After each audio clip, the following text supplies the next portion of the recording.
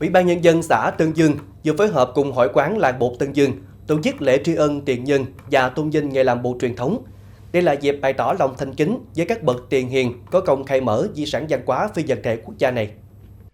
Với hành trình hơn 100 năm, hạt bột nơi đây không chỉ tạo nên các món bánh dân gian Nam Bộ, mà còn là linh hồn của sợi hủ tiếu, bánh phồng tôm nổi tiếng trong và ngoài nước. Dấu mốc quan trọng của làng bột Tân Dương là được công nhận di sản văn hóa phi vật thể quốc gia vào năm 2024, đã tạo động lực mạnh mẽ cho bà con làng nghề.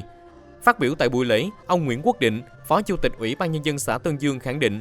địa phương luôn đặt việc bảo tồn và phát triển làng nghề làm trọng tâm trong chương trình xây dựng nông thôn mới. Thời gian tới, xã tập trung hỗ trợ quy trình sản xuất sạch, đảm bảo an toàn thực phẩm và đẩy mạnh quảng bá thương hiệu nhằm nâng cao giá trị kinh tế của sản phẩm bột.